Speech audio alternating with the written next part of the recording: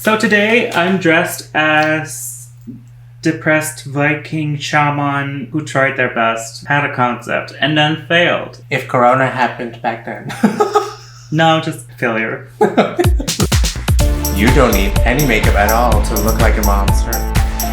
Monster Mash? More like Monster Max. Welcome back to another episode of the Dutch Housewives. Dutch Housewives! Today we're traveling back in time to Halloween. 2 years ago. 2018. 2019. That's what I said. 19. No, you said 18. No, I said 19. Lies, lies, and more lies. You know that feeling when you have a concept and you're like, I can do that. And then you do it and then you're like, nope. I mean, it is. Do not have the skill. It is the concept. You put something on your face. There is makeup. There is silver and dark silver on my face, and that's it. And a little bit of green. Green? Yeah, from the smell. From like the smell. From like the smell. I'm serving you some washed up Halloween costume from 2 years ago. Tea. On theme of this week, Monster Mash. Monster Mess. Today we're here to review episode 4 of Drag Race UK. 4 already. It's going so fast. Yeah. Oh, I don't think I can take it. You're going way too fast. So we opened the episode with a little tension, little tender moment. Tender. Not tender. Untender. Untender chicken. So there's some tension brewing. And the first tension that starts brewing is Ginny and Lawrence. Ginny and Lawrence. And they have a little moment, and we can cut the tension with a butter knife. With a spoon. And it's been boiling through several episodes already. We've seen this before, but it doesn't go anywhere. Well, to me, it did kind of sound like it was coming out of nowhere, like the frustration part of what Lawrence was saying. No, I've been picking up on it. They've had little moments like stealing my material, and Lawrence been very irritated with that. But I was like, it doesn't go anywhere. Not this episode and not this season, then. So maybe they'll resolve it like after the show. I don't know. At the reunion. At the reunion. Yeah. And then the next day, when they're back in the workroom, Tia is being hated on a little bit by Tayce. By Tayce. Out of nowhere. Out of nowhere. Yeah. Everyone was like, hey, you're bearing a space sick. Go home. And they were like, no. She slayed the lip sync. Yeah. Tayce. I find it really weird because there's this thing this season that they're hating on Tia for some reason. I mean, Tayce has done it. Ahora has done it. Several people have chimed in. And it's weird. And I'm happy that we're kind of getting a resolution to that later on this episode. But it's a little weird. I find it weird when people really just jump on one person. Yeah. We can tell that it gets to Tia, but she doesn't really show it. I mean, she takes it kind of like a champ. Like, she really tries to like turn it around and make a joke out of it. Yeah. But also, like, at this point, it's almost picking on her. It is. It is. Yeah, it is. When they say, I'm tired, she needs to go home, it's picking on someone. But also, hey, if someone's saying that about you, then you're having an effect on them. Exactly. You go, girl, Tia. I do love, though, that we have a little moment where Veronica is defending Tia. Yeah. She says, like, look a little deeper. It's not just the clothes. Ooh. It's the personality. It's the entire act that matters. I think that happens more often when the fashion queens really just underestimate how much of a personality you have to have. Mm-hmm. And then really start to pick on someone that doesn't have the fashion but does have the personality. Have respect for everyone's drag. Yeah. Everyone's different. Everyone highlights different aspects of their drag. Everyone tackles it a little bit differently. Yeah. And everyone deserves to be there. Yeah. So, we want variation. If we had a season with just 10 fashion dolls or 10 comedy queens, no one would like that. No. We want variation. Expect it and accept it. Yeah. Done. So let's just hope that this is squashed and then we can move on, okay? Yeah. No picking on each other. Yeah. Also, don't pick on the queens. Don't send them hate. Don't send messages. Stop that. Stop it. You need to stop. Let's move on to the mini challenge. Mini challenge. So, they have the Great British Fake Off. Fake Off. So Ahora wins. Water is wet. So for this challenge, they have to present the biscuits and buns and breads and cakes they have in front of them as if they made it in their own oven oven. Wait, they haven't? They haven't. And they have to improvise the whole thing. And I love that because we know we're going to get an improv challenge. This is a little warming up exercise. Hello, I need to warm up a little bit more. As no one of you will know, I actually did improv for a while. I'm an improv comedy queen, both short form and long form. Haven't done it in a while. In like 4 years. It's been a while, Yeah. but I really love it. I love seeing people improvise, especially when they have a good knack for it and know the rules. So this was fun as a warming up. Yeah. I thought Tia was really good. I really liked the MSG, MSNBC. And BBC 3. MSG, MSNBC, CNN, BBC 1, BBC 2, and of course, BBC 3.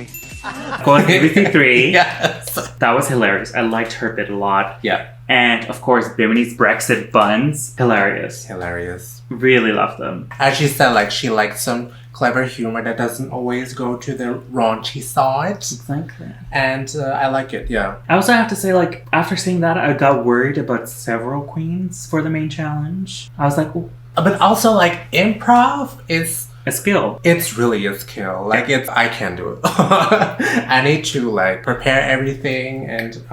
even though, like, everything we do right now is kind of improv. I have a script. Yeah. You just decide not to follow it. No. It's called Stop or Not Improv. So I wrote down, I got worried about Ellie, Tayce, Ginny's sister, Veronica, and Ahora. So the whole quite cast. a lot. Yeah, the whole cast. No. Not all of them, but like their bits I just didn't think were funny. I was like, ooh. This was quite a hard mini challenge though, because like it's a very... It can be if you're really in your head. Yeah. Like if you're really thinking about like how do I sell this cookie, then it's a recipe to failure. Okay? So the winner of the challenge is Bimini! Bimini! And her reward is that she gets to pick the role of her liking first. Mm-hmm. So let's just go on with the main challenge. The main challenge is that they have to host Morning Glory. Morning Glory. Oh. Morning Glory is a British breakfast show now, and it's live. Yeah. No takes. No takes. Yeah, so they have to improvise mostly their entire bit. Of course, you can like prepare a little thing if you know what your role is. They get assigned characters as well. Yeah. So they can draw inspiration from that. Yeah. They have to do a little bit with the two of them. Yeah. And that's it. So we had the Gen Z party animals played by Bimini and Tayce.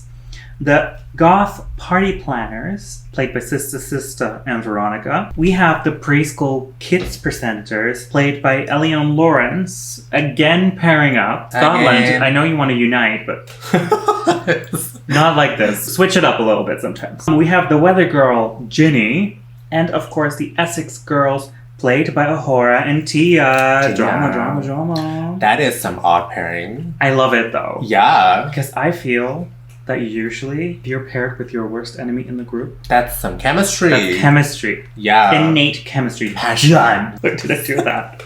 That's why most co-stars don't like each other. Exactly. Or they're like, Yeah. That special attention is also a yeah, good like chemistry. us. So special about so chemistry needs to be there. It needs to be there. It needs to be present. It Yeah. needs to clock in to work. So the first pair we're going to talk about is Bimini and Tayce as the presenters. Yeah. I thought that was well done. I feel like the characters came very natural to them. Yeah. However, I also felt like their parts were perhaps easy to do, to just be like, party animal, oh my god. That kind of character is quite easy to tap into because there's a lot of easy stereotypes in terms of acting and behavior. So I think they had it a little bit easier in that. Mm-hmm. And I thought it would have been more fun if they had pushed perhaps a little bit more. Especially Tayce. I felt like Bimini was pushing it a little bit more than Tayce. Because sometimes it kind of just felt like Tayce was being herself. I'm going to say that. I said it. There, said it. But maybe that was also like a strategic choice of Tayce to go for this role because... I disagree with that strategy. Really? Because like improv is maybe not her forte, so then she decides to go for like a safer role. I don't know. I mean, she got safe in the end. But yeah, I agree with you. I think Bimini did do well. And they both had really good chemistry. But yeah, Tayce really played it safe. Yeah. So next up was Veronica and Sister as the Goth party planners. So they were decorating a cake for an anti-birthday. Anti-birthday. First off, in looks, they looked the part. Yeah, definitely. But the acting was shady, dear. It was too happy. No. I actually thought that Sister was smiling too much to play a goth role. Yeah, she was giving no energy except for That's all I felt. I really did not feel any energy from her. Yeah. Veronica was trying her best, awkwardly. Yeah. However... We laughed the most out of from maybe unintentionally, but but also if you go back to high school when goth was still a really big thing, all of the people I knew that were goth were kind of like in that awkward phase. Yeah, they had that awkward insecurity coming through at times, and I think Veronica played that actually really unintentionally. She played it really well. Yeah, and I was like, this is too real. I love this, and I was cackling. It was so funny, especially her delivery of how everything was just so boring, and I wish I was getting nailed. Oh, I wish somebody would nail me. Like a nail in your coffin. Several. Yeah, maybe they really wanted to drag it up a bit, to have a more extravagant personality. I wish they had done that. I want to see full on drag goth. Yeah. I want to be oh, did they just walk off of the set of Dragula? That's the kind of spookiness that I want. Yeah, they needed to be more theatrical with it. Yeah. I think it was too realistic. Yeah, their acting was too realistic. However, I still think that Veronica really she did something. She had a reaction out of me, so that was good. Sister, on the other hand, I completely forgot about her. If you're two people on stage doing improv, the most important thing is to really bounce off of each other, even if you don't agree with where the scene is going. Yeah. Also known as yes and. And I really felt Veronica was blocking herself, but she was going along with the flow. And I felt that Sister was constantly no, yeah. You're messing with my plan. No, I don't agree with this. Yeah. And I thought that was getting in the way. And if perhaps she had played more into what Veronica was doing, being oh, you're awful, everything's wrong. Yeah. I'm proud. Yeah. So next up was Lawrence and Ellie. I'm just going to start with the negative and then the positive. Maybe that's a fun note to end on. I kind of forgot Ellie in this scene. I think she did all right.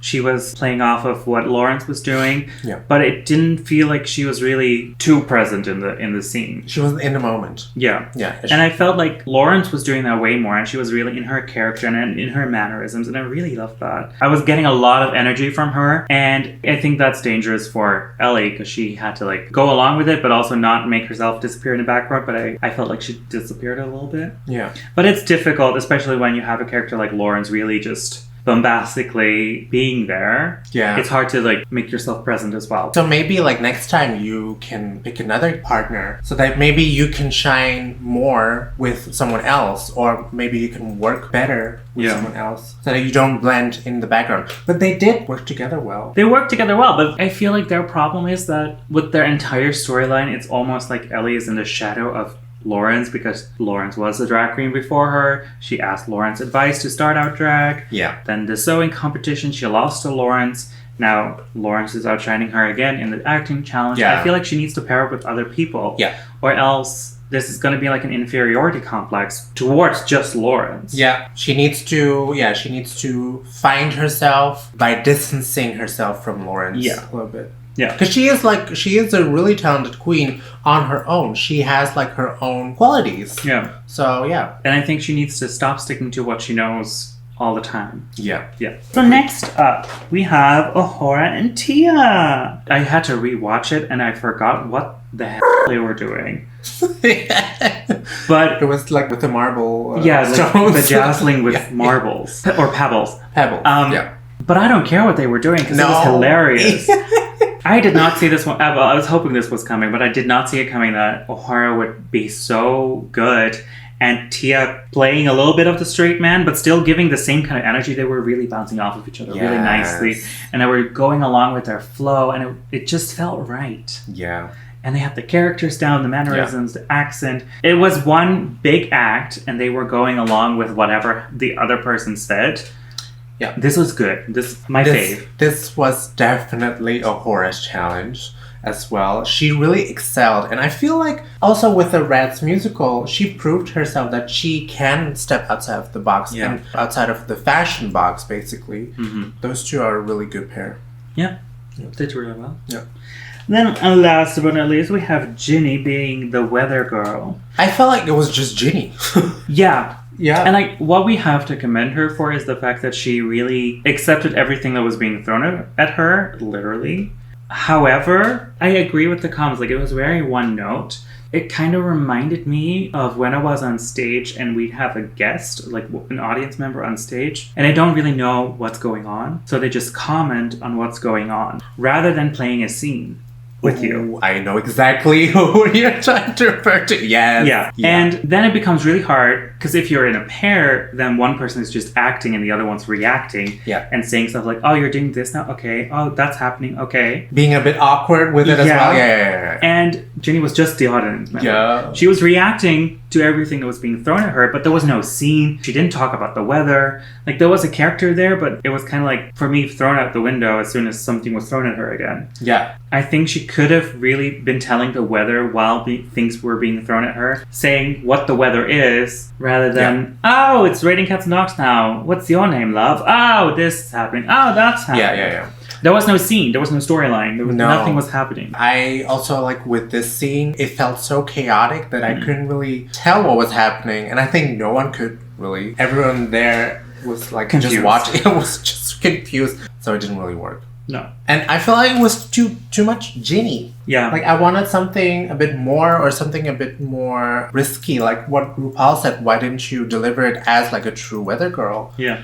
So that's that. Let's move on. Let's move on a little. So after the challenge, we get back into the workroom. Veronica confesses that she kind of feels like she let down Sister Sister. I disagree with that, but Sister Sister didn't. That was not a great moment for me as a viewer. I was like, take ownership of what you did in the challenge because you did not give us anything. Veronica was giving us a failure at least and did it so gracefully in my opinion.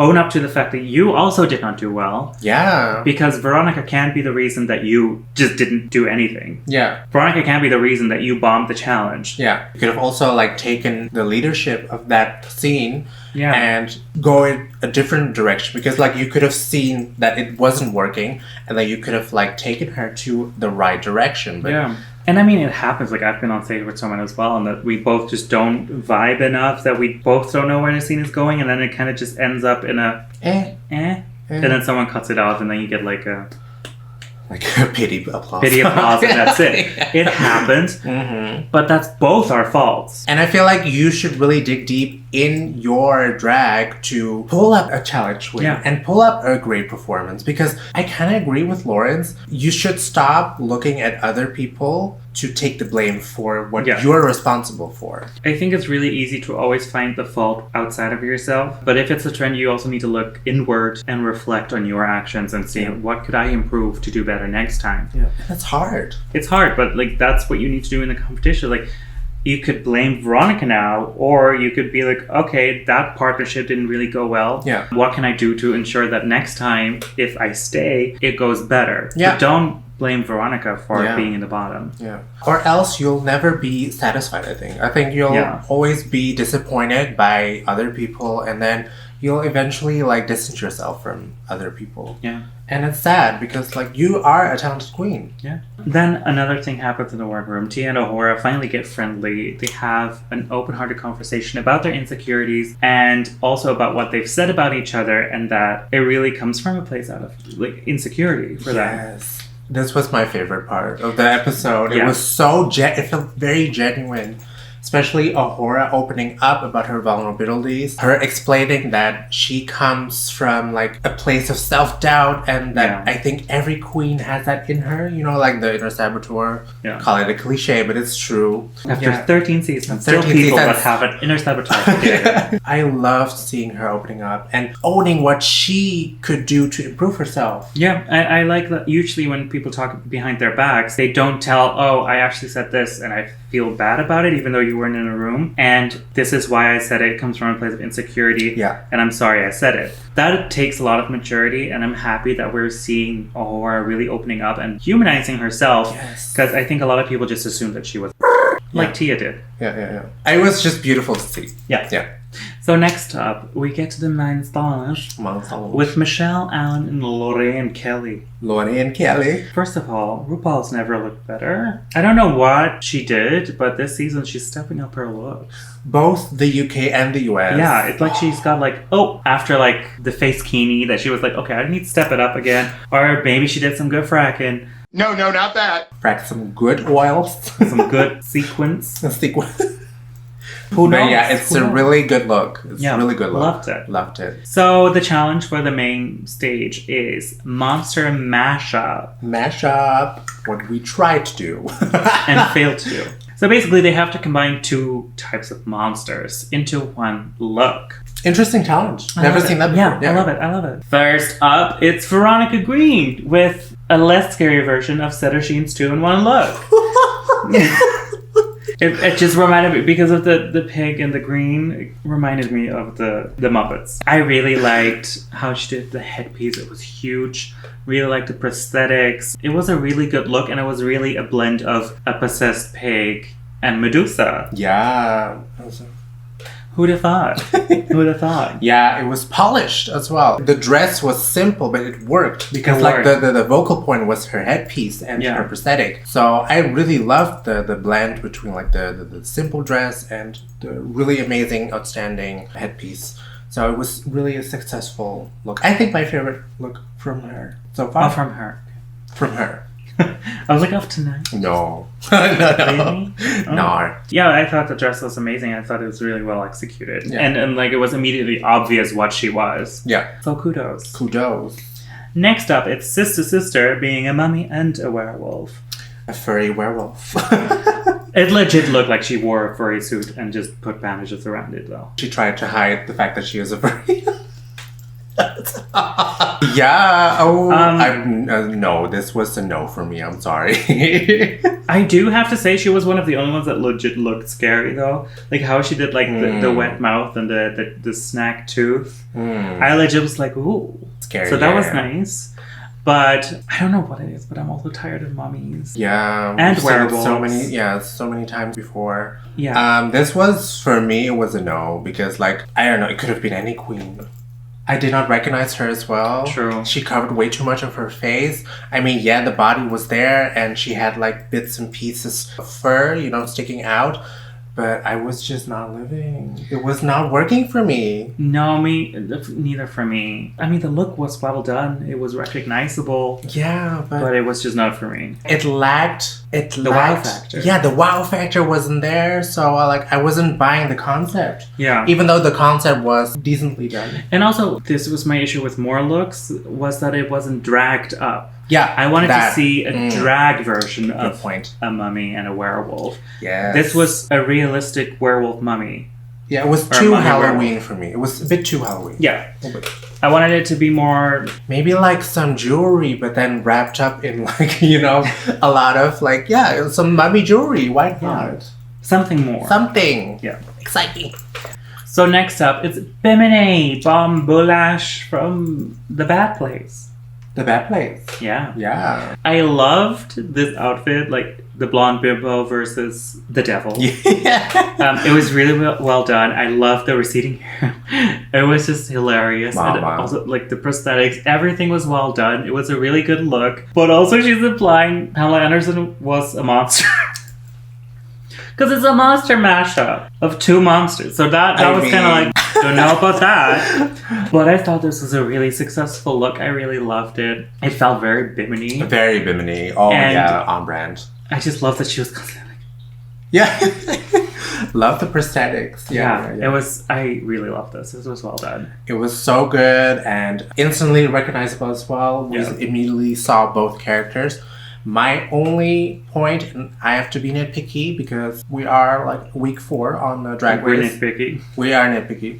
The contour lines on the forehead, on the prosthetic, felt a bit as if like they were stripes. Oh, I wanted to have more like a blended kind of moment. Felt like she drew like a pattern on her forehead from afar. So I kind of agree with Michelle that I wanted some detail, but I liked it. No. Yeah. She kind of reminded me of the wife of Balthazar. Or Balthazar? Balthazar. From Charmed. So Phoebe?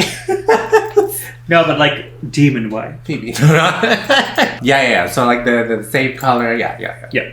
So next up, it was Tayce, the bride of Frankenstein who's turned vampire. Bride of Vampirestein. Vampirestein. I love the addition of the jewelry that was like blood red and very shiny. I think the dress was really gorgeous. It was well done. It also felt a little bit like relying on pretty. And we also see this with Ahora. I feel like they took a very fashion approach. Yeah. And I would have really liked to go ugly monster a little bit more. I want to see the balance between Sister and Tayce. Yeah. And I think some people really hit the nail on the head with like a dragged up monster. But I don't know. It felt too pretty for me. I feel like she could have pushed it a little bit more to be the monsters. Yeah, I get that. I really did love the execution of it. Like the wig that she wore. It was beautiful. And also, like, she already played with blood before, so that wasn't really a shocker to me. It was still very successful. I instantly got the Bride of Frankenstein, not so much the vamp. That could have been maybe more, like, elaborate. Yeah, that was a bit of more of the reveal as soon as she flashed her teeth. Yeah, only the teeth. Oh, you're a vampire. But, like, that's cheap for me. Like, I want something more, like, a huge bite mark here. Yeah. So I was lacking that aspect, so yeah. Next up was Ginny, mixing toxic waste and something else. And highlighter. I think she was like a witch. Like a bog witch from the toxic waste. Maybe? But I just got toxic waste. Same, yeah. I was very impressed. Like, I loved the green somehow. Like, it felt very, like, fluorescent green. Yeah. Kudos to that. I think the concept was really interesting. Yeah. But just like with Sister, I feel like she went too Halloween and not drag enough. I wanted there to be a more fine balance between drag and Halloween. And I think she also relied too much on the costumey part. Not like costumes are bad. We have to reiterate this every time I say costume as a description. But costume is not bad, but I think she relied too much on it being a costume rather than it being a drag version of the costume. Yeah. Yeah, If you know I what get I that. mean. I get that, yeah, You yeah. know what I mean? I also love that. Love the joke from RuPaul, like, this toxic waste needs some singe or something. Oh, I wish she would singe her toxic waste. Yeah, Best joke of the Best episode. joke. Oh my god. Yeah. Anyways, guess who's two-faced? It's Lawrence. More like seven-faced. But she had two faces. Two faces, yeah. So Lawrence comes out being a blend of So many horror movies. Sweet Todd, Leatherface, Leatherface. Bride of Frankenstein. I got all of the references and I thought it was so clever. So good. Because she was not only mixing characters but also skin tone on her dress. I think this was so clever. So clever. Oh my god. And then the reveal of the face. The face. Being a mold of her own face. I love this. Crown her already. She nailed everything. Yeah. She nailed some people. Several people, yeah. In the coffin. Several. Yeah, but oh my god. Her attention to detail is just so astonishing. Oh, and again, like I think I've never seen Lawrence Chaney unpolished. Everything is to this. Rude. I have a lot to say about this look, but also like I can't really put it into words. Yeah, it was like yes, so clever. Yes. So next up, we have Ellie Diamond. Ellie Diamond. Mixing / blending. A troll or goblin. I think she said goblin, but it looked like a troll to me. Mm-hmm. And a werewolf. And I think this was very well done. It was a good look. It is a silhouette that we've seen before. It was a bodysuit. With chaps this time, but still, it's the same silhouette we've been seeing all the time. I want variation. I want something new. Yeah, we might feel like we're very needy, but we are. We want more. We want more. Always. We're greedy, more is more. But yeah, I think this was perfectly safe. Safe. It was really, yeah. And it was well done. It was a really good costume.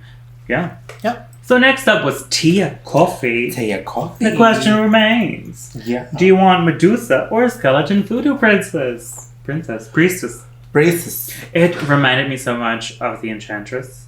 From the movie. That we don't talk about. But I mean, the look was cute. I love this look. Yeah. I meant the... Yeah, I also love that look, and I love that this was kind of like, for me, a callback to that. Yeah. I think this was Tia's best look so far. Yeah, a huge step up from what she has been delivering so far. Yeah. My favorite part was like the broken mirror segments. They really gave me like a callback to Evie Oddly in the finale. Oh, yeah. I thought there were elements. There was attention to detail.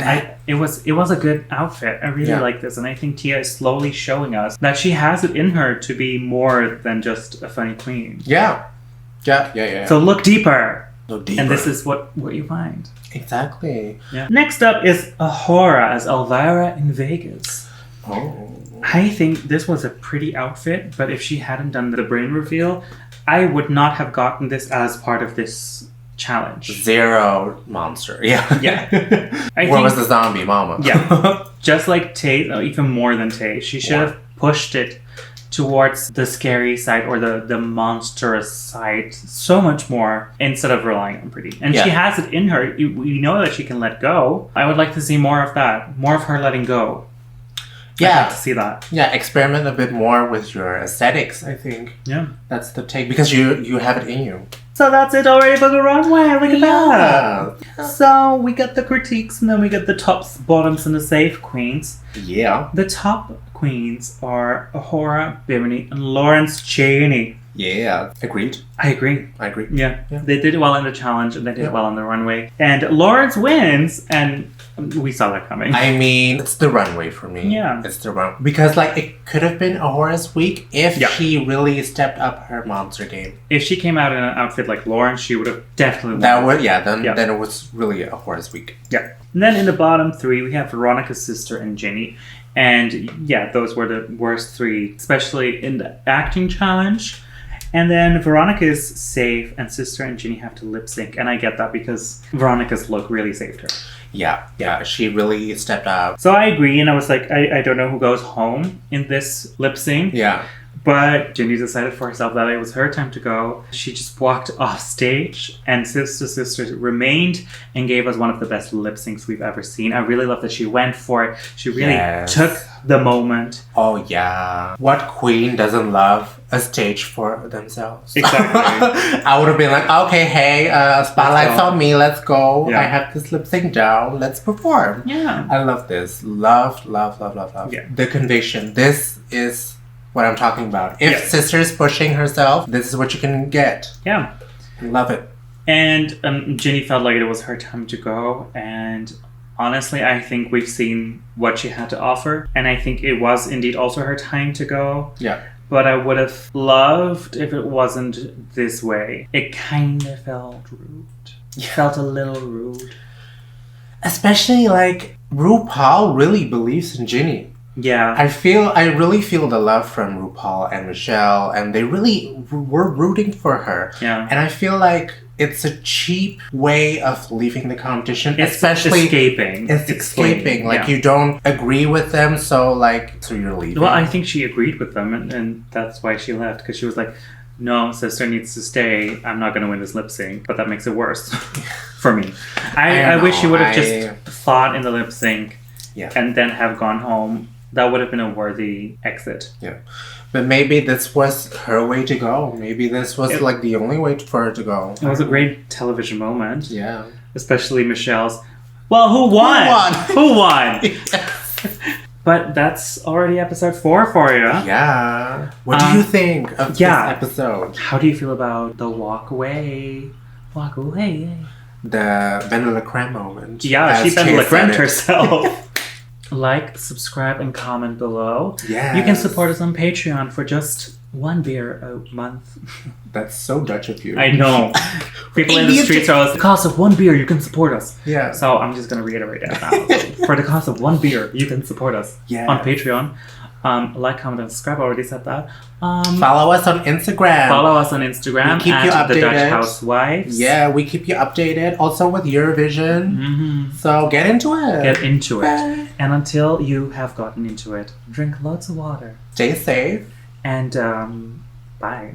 See you next week. See you next week. Or see you earlier because we have Eurovision. Also, next week will be the Corona breakdown. So, yeah, leave your theories below. How are they going to return after coming back? Because we know there's been some months past before they return. Will we see some Corona waits? I can't wait. Will we see some Corona dropouts? And see you next and with that, we're gonna leave. Bye. Boy. I'm so tired. Don't be. Fake it. I'm tired of you. Why did you say that in a Danish tone? I'm tired of you.